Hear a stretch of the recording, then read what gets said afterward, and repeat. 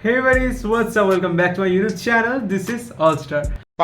तो जिन लोगों ने ब्लैक क्लोवर देख चुके हो उसको पता ही होगा कि आस्था के पास कुछ भी मैजिकल पावर नहीं है, पर वो फाइट करता है इमोशनली।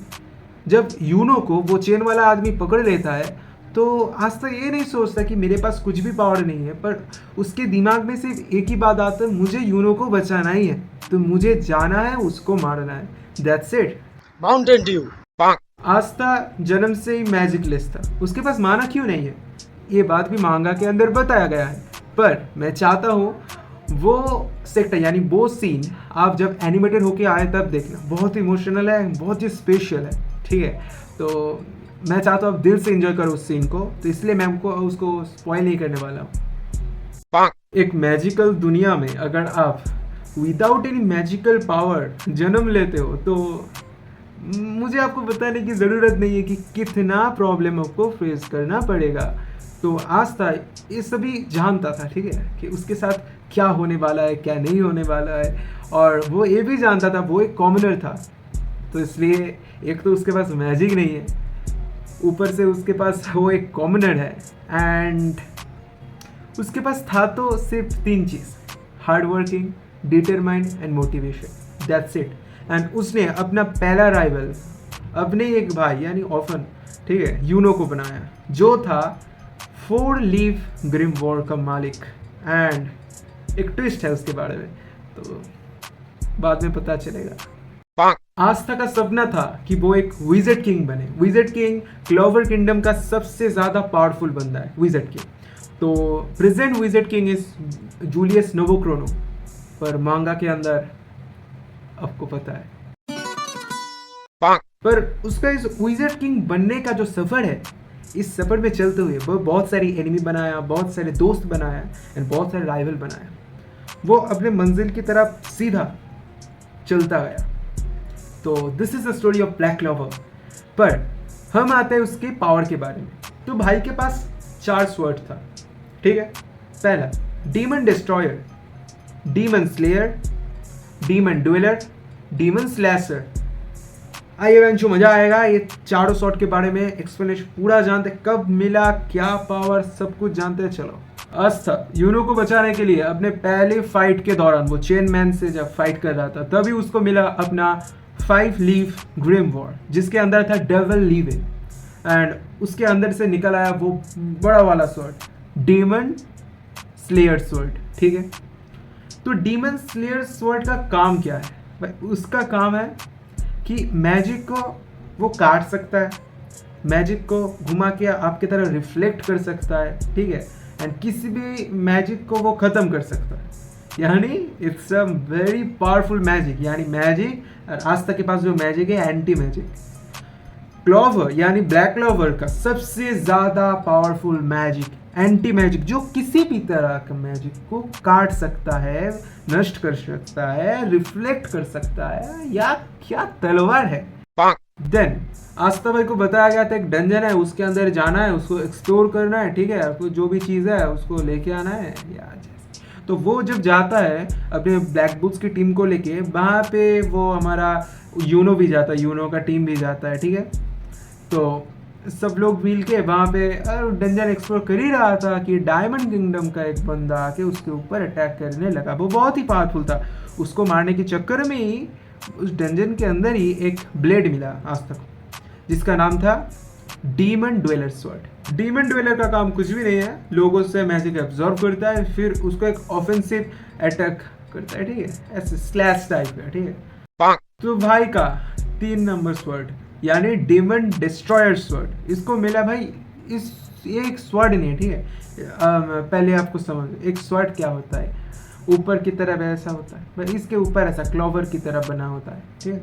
तो आई ऑफ द मिडनाइट सन इस एक ग्रुप से लड़ते हुए भाई को मिला अपना डीमन डिस्ट्रॉयर स्वॉर्ड। बहुत ही पावरफुल है ये स्वॉर्ड, ठीक है। ये किसी भी स्पेल को काट सकता है, ठीक है, किसी भी तरीके का स्पेल एब्जॉर्ब कर सकता है, और कुछ भी। जब वो एल्फ अटैक हुआ था तब जब सब लोग एल्फ बन जा रहे थे, ये डीमन डिस्ट्रॉयर स्वॉर्ड जब उसके ऊपर लगाया गया तो वो फिर से इंसान बन गया। बहुत ही बढ़िया एक स्वॉर्ड था, यानी पूरे क्लोवर किंगडम के अंदर अगर आप किसी एक बंदे को भरोसा कर सकते हो कि वो सब कुछ ठीक कर सकता है, वो था आस्था, जिसको पहले कोई भी अपनी टीम में नहीं लेना चाह रहा था। शुक्र है यामी आ गया था, उसको ले लिया, यानी उसको क्रेजी बंदा पसंद है। दांते जोग्रेटिस के साथ जब लड़ाई के वक्त जब हमारा आस्था के हाथ में और टाइम नहीं था, सिर्फ 3 सेकेंड था, ठीक है, तभी उसका जो स्वर्ड था वो जोग्रेटिस ने क्या किया, उसको फेंक दिया दूर। पर यामी ने अपना कटाना आस्था के वो डीमन हाथ में दिया, ठीक है, तो आस्था उस कटाना के ऊपर एंटी मैजिक अप्लाई किया और उसको बनाया एक एंटी मैजिक स्वर्ड, ठीक है, उसको लेके एक ही स्लैश में दांते जोग्रेटिस की खेल खत्म कर दिया मांगा रीडर्स यूनो।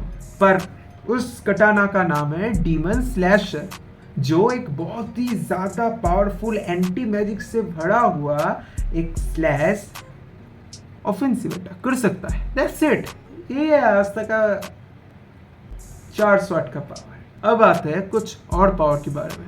आस्था के पास ये चारों स्वॉर्ड के अलावा था Zetten, ki sensing, devil union, physical ability, जीतने का जुनून and never give up attitude. What is Zetten? तो शॉर्ट में समझो तो जब हमारा लूसियस का पैलाडिन्स आर्मी यानी sister Lily manga readers you know, जब सिस्टर लिली हमारा आस्था को लैंड ऑफ सन में ट्रांसपोर्ट कर देता है, तब आस्था का जब जागता है और उसको जब आंखें खोलता है तो तब देखता है उसके सामने एक बंदा है जो क्लेम करता है कि वो यामी का चाइल्डहुड फ्रेंड है। तो उस लैंड ऑफ सन का एक खुद का टेक्निक है जिसका नाम है जेटन, ठीक है, एज सिमिलर एज की, बट जेटन थोड़ा अलग है और थोड़ा पावरफुल है। तो तभी वो बंदा हमारा आस्था को सिखाता है। तो आस्था इतना ही टैलेंटेड है अपना एंटी मैजिक को लेके, वो पहली बार में कराटे चॉप से बम्बू के अंदर खत्म कर देता है बम्बू, ठीक है, पहली बारी में वो जेटन यूज कर सकता था।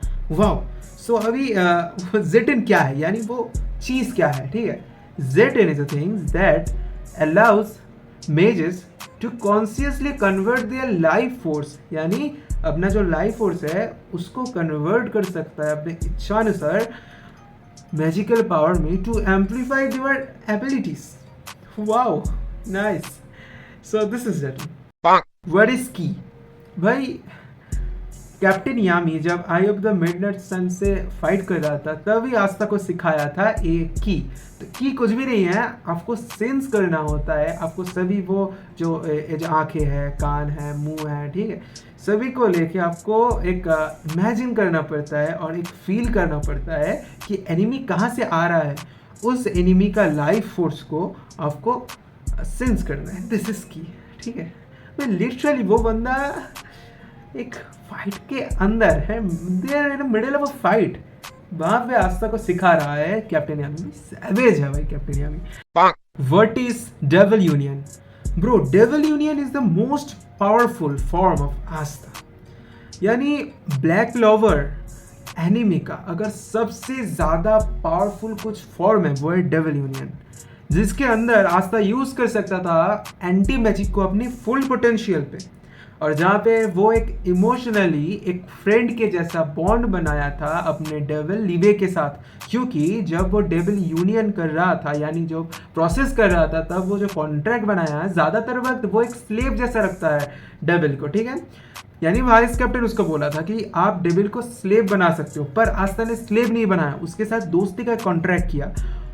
This contract is so amazing, क्योंकि ब्रो आपको नहीं पता लीबे और आस्था का जो एक कनेक्शन है, जो एक रिलेशन है, कैसा है, मांगा के अंदर आपको पता चलेगा। भाई आस्था ने जो एक दोस्ती वाला कॉन्सेप्ट लाया है, आस्था ने सही चीज चूज किया, क्योंकि this allows him to unlock the most powerful form devil union, जहाँ पे वो लीबे के साथ फ्यूजन कर सकता था, लाइक गोकू एंड वेजिटा जो फ्यूजन करके गोजिटा बन जाता था, वैसे ही लीबे और आस्था ने डेविल यूनियन किया और वो मैक्सिमम पोटेंशियल पे एंटी मैजिक को यूज कर सकता था। लूसियस का हर अटैक वो डॉच कर सकता था, हर अटैक को वो काट सकता था। दैट्स व्हाई लूसियस ने उसको इमोशनली ब्रेक डाउन करने के लिए लिली को किडनैप किया और उसको बना दिया पैलाडिन। कुछ भी मार दो भाई, आस्था मार दो उसको, लूसियस को मार दो। That's it for today guys. I hope you enjoy this video. I know my accent is very bad क्योंकि मेरा मदर टंग है बंगाली, में हिंदी नहीं बोलता, पर आपके लिए तो मैं प्रैक्टिस कर ही सकता हूँ ना. सो दैट्स इट गाइस, मिलते हैं नेक्स्ट वीडियो के अंदर. और क्या वीडियो बनाना है आप कमेंट ज़रूर कर देना, ठीक है. Thank you. हमारा इंस्टाग्राम भी फॉलो कर लेना @animexallstar, एंड सब्सक्राइब कर देना इस चैनल को. Thank you.